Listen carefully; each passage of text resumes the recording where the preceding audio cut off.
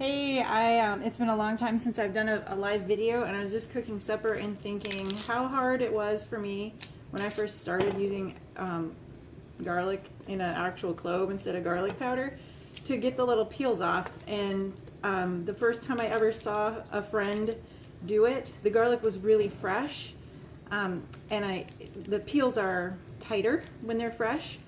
And usually, this is what I would do, is just do like this until I got all the peel off.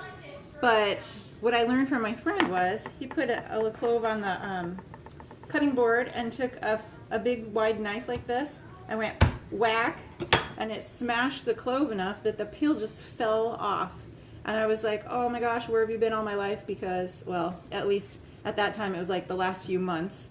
Why didn't anybody tell me that it was that easy to peel garlic just by whacking it? I'll do another one. So here's this one's a lot bigger, fatter. Just whack, smash it, and that peel just falls off. Now I've heard of, and I've actually tried it, you can put several cloves in a container with a lid, like a little plastic bowl with a lid. You separate them all so they're individual, and put the lid on and shake it really hard. And supposedly when you open it up, all the peels will have fallen off, but that wasn't my experience. When I did it, they were about half off. I think it probably matters how fresh your garlic is. The fresher it is, the harder it is to peel. So my tip for you is, if you're new to using garlic like this, the easiest way is to whack it on your cutting board. And this, there was another way I was going to tell you about besides the shaking. What was it?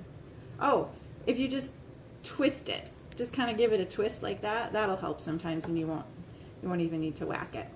So I hope that's helpful for you guys. I'm really excited to get fresh veggies again. This garlic is from this year. We still have some left that we're using. Hello. I have a little tripod here that I'm using. I hope you guys are having a good night. We'll talk to you soon.